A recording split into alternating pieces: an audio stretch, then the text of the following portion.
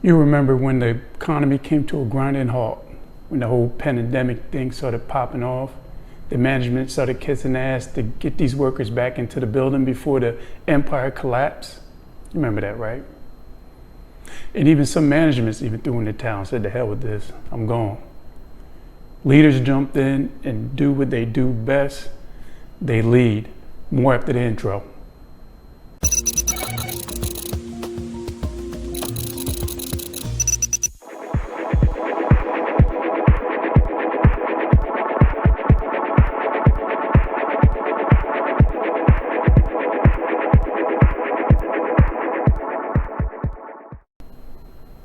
What's going on, guys? It's Markie. Welcome to my channel.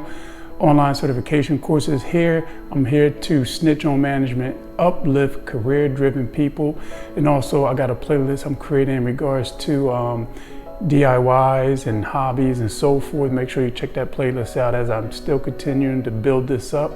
So let's start with the whole gripe thing, right? So we're going to start with the title itself, Leaders Lead and Management Impedes. And we're going to just break it down right quick in regards to management impediment, which they just there to cause nothing but confusion, be obstruction, hindrance, and so forth. So not all managers are like that, but you will comment down below in regards to management that you have dealt with through the years and so forth, how you up and running autonomous work, people know what they come in and actually do on day-to-day, weekly basis and so forth. But then you had the management team come in and just scramble everything up just for the sake of obstruction, right? So I'm gonna give a comparison in regards to management, and I'm gonna throw in some of those leaders that be doing their thing up in here, and it's all about productivity and a positive workflow and so forth. So let me throw an example out there for you. You could come in to start your work day. You're already a day or two in advance as to what your workflow consists of, or week basis and so forth. You would come in, management comes in, "Hey, what you doing? I'm pulling files for this meeting this afternoon." Management may go, "What's the meeting about?" You could go, "Well, you was on the invite. It has to do with supply chain and so forth. Things are getting swapped up." Just for the sake of the obstruction, management will say, "You know what, pull those files and let's sit down and go over all of them." It happens. Now, your job is you come in, you pull these files for the meeting this afternoon, then you on to the next line of business. Management want to put a time out and all of that and say, "Hey, let's sit down together and go over all this paperwork." You got other stuff to do. Management impedes, leaders lead. Another example that I could give also, it's based off a true story actually, in regards to coming in, you get your deployment, you're ready to head out to face the world for the day, 2-3 days in advance, you already know what you got to do. Management got to understand, let me take a little quick sidestep here. Management has to understand autonomous work is at an all-time high. Real managers are looking for someone who knows to come in and start doing what they need to be doing. With that said, deployment takes place, you're heading out, management stops you. "Hey, where you off to?" "I'm off to conquer the world. I got my work orders, I'm ready to do my due." Bring it back in, bring it back in. Let's go over your deployment. Like I said, based off a true story.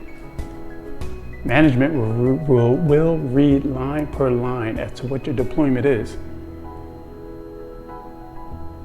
Can't make this up. So you're gonna go ahead, you're gonna do this and that, and it reads here that go ahead and switch this, and they might throw their little 2 cents in, like you sitting there like. But that what management do, impediment. They slow down the process. Grab your deployments out the door. A lot of workers already know what they're doing. They don't need to sit there and get spoon fed. Granted, there is employees, trust me, I know, that will literally wait for management to come in and direct them. Nothing wrong with that. Some people need that type of guidance and burping them and changing their diapers and such, but in order to be productive, a successful business and so forth, it has to have productivity through autonomous work. and I can't see no other way around it. So there's another little secret that a lot of people don't know about management, which I'm gonna leave a tutorial down below, thumbnail floating up over here somewhere, in regards to managers hire people just to manage. True story. They don't want anyone actually smarter than them, outdoing them. They just need that perfect chemistry in regards to hiring someone that's gonna listen to what is being said, don't question it or go against the grain. If he creates a team of that mentality, his position, it will always be his position. No one's taking him out of position because he's hiring people that they can manage.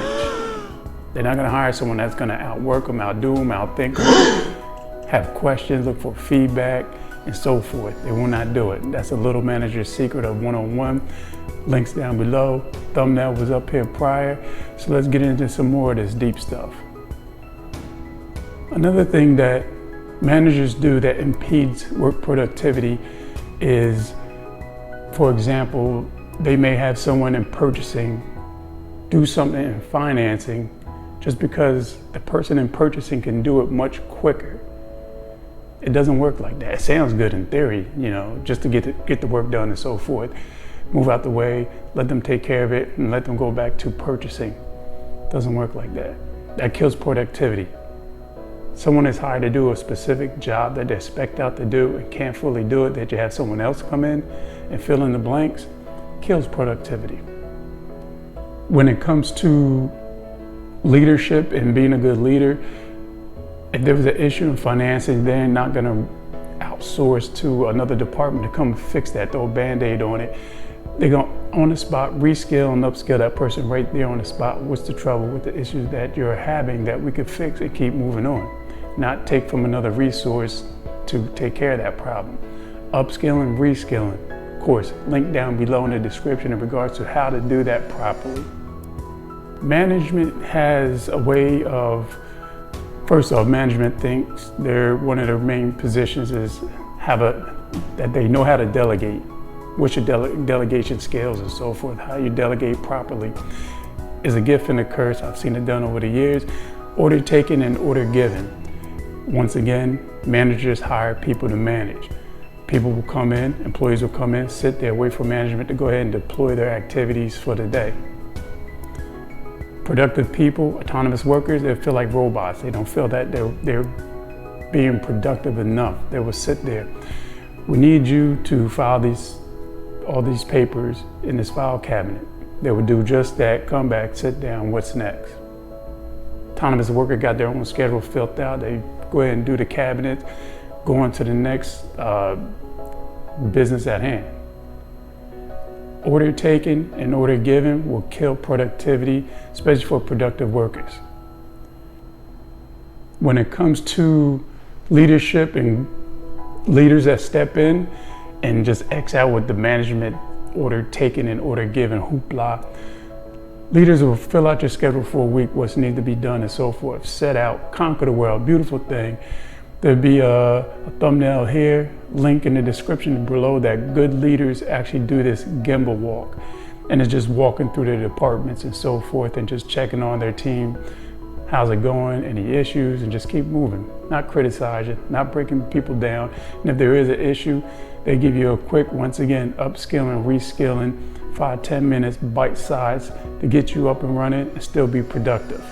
There's a difference. Leaders lead, management impedes. When it comes to management and their authority, if you're a sucky worker, you're a sucky worker. Things got to be some repercussion to it, because you got hardworking employees looking at this whole scenario that's going down and nothing is happening. So productive workers, good workers, they'll say, hell, why I'm breaking my neck for it? And this guy, he's not doing anything. He's still getting his paycheck. He's not getting fired. He's not getting written up. So why am I killing myself? To make it even worse, bad management may pass off some of the duties to the good workers because they know they're going to get it done.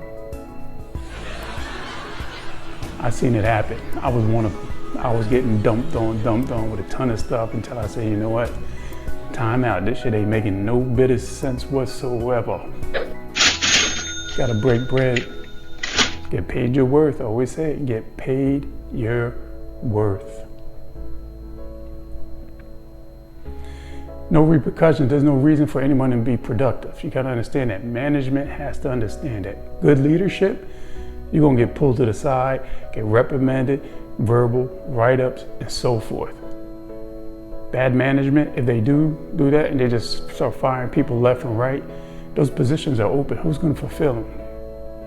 Bad management, they're gonna dump it on to the good workers, like I mentioned before, without backfilling. Good leaders know how to backfill positions.